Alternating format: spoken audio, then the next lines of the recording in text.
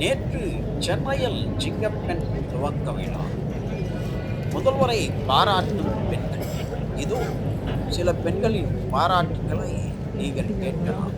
கண்டிப்பாக பெண்கள் பாதுகாப்புக்கு சிங்கப்பெண் சிறப்பு அதிரடிப்படை தேவை என்றும், இரவு நேர பணிக்கு செல்லும் போது நாங்கள் பயப்படாமல் செல்லுவோம் என்று கூறும் பெண்கள். இதோ சில பெண்களின் பேட்டிகளை உங்களுக்காக நாங்கள் குறிப்பிடுகிறோம்.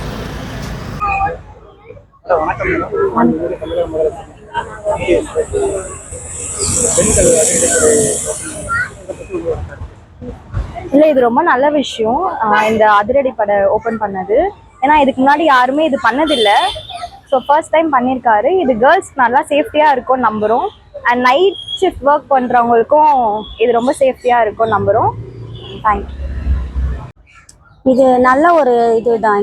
எங்களுக்காக பெண்களுக்காக பண்றாரு. அது எங்களுக்கு இன்னும் நல்லா தான் படுது. ஏன்னா இப்போ போகும்போதே எங்களுக்கு ரொம்ப பயமா தான் இருக்கு. நாங்கெல்லாம் வேலைக்கு போறோம்.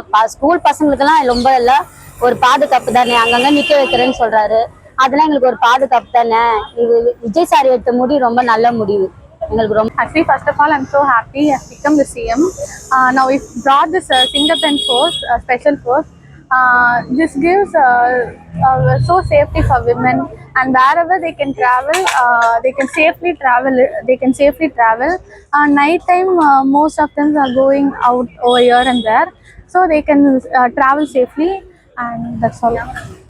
ஆமாம், இப்போ ரீசெண்ட் டைமில் நிறைய பெண்களுக்கு எதிரான குற்றங்கள் நடந்துட்டு இருக்கு. இது ஒரு குட் இனிஷியேட் தான் சொல்லணும். ஆல்ரெடி நம்மளுக்கு இது இருக்குது, பட் இன்னும் நம்மளுக்கு இம்ப்ரூவைஸ் பண்ணி கொடுக்குறாங்க. ஸோ இது மூலமாக அவங்களுக்கு குற்றங்கள்லாம் கம்மியாகும்னு நம்புகிறோம். அண்ட் நைட் டைமில் கொஞ்சம் சேஃப்டி இருக்குன்றது எங்களுக்கு ஒரு ஃபீலிங் இதாக இருக்குது.